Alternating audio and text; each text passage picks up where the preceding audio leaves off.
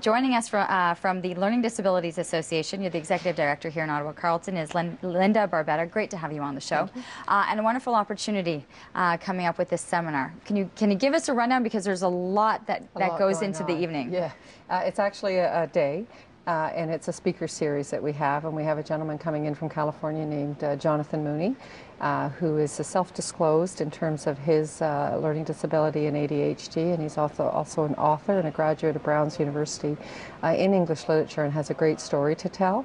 And he's our keynote speaker, and then we have speakers corners for the rest of the day, where people can sign up to listen to other speakers in terms of advocacy, mental health, and learning disabilities. There's quite a number of speakers. Well, there's a broad spectrum as to what is going on, and you've got different age groups, you've got different ways that it's affecting children. Not only is it affecting children, but it's something that doesn't go away. It doesn't go away. This continues through your lifetime. Yeah, and I often, when I talk, I say it doesn't end at 3:30 when school ends, and it doesn't end at 18 when they graduate from high school. So it is a lifelong neurological-based disability. These are individuals. There's 1 in 10 Canadians, so a city the size of Ottawa is about 900,000, you would estimate, that learn outside the lines. And we know more about it now because we're able to test a lot better in our school systems, and privately. Still, sadly, parents have to pay to get the diagnosis of this disability. But it's something that affects them through their entire life, and it is often relying on strategies that they can fumble through to find out what strategies that work for them and their learning style. I think what people need to understand is, because you have a learning disability, it doesn't mean that you're dumb, or that. In fact, it's quite the opposite with the people you're dealing with. Yeah, and we were saying earlier that in order to meet the criteria of a learning disability is one of the markers that has to be met is that you score with average intelligence. So we do know that individuals with learning disabilities have average to above average intelligence scores, and you have to have that in order to get the diagnoses. Also, a psych test will show you that you have that intelligence and you have the blueprint that you need for learning, but often the testing will show an area where you just tank. So something like output is not reflective of what their ability is the amount of effort that goes into putting pencil to paper. Very, very challenging, very difficult, and you would never put the two people together often. So it's that discrepancy that shows you that there is a learning disability in place, or learning difference, or learning challenge. There's lots of ways of talking about it.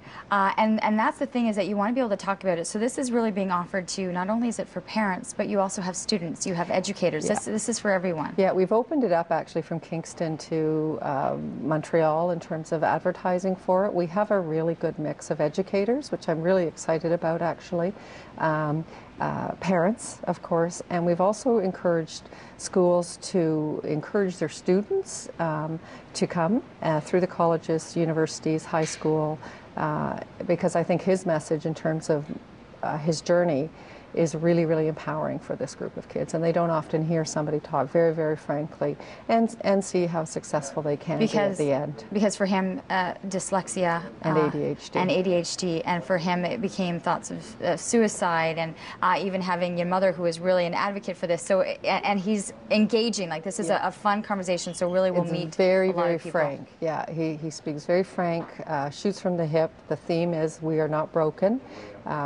Which is a great way to look at it, because sometimes we think that we can just fix this if we tutor more and we try harder and we do more homework. And so this is a bit of the theme, and he's still young, and he's very, very inspiring, and has written 2 books.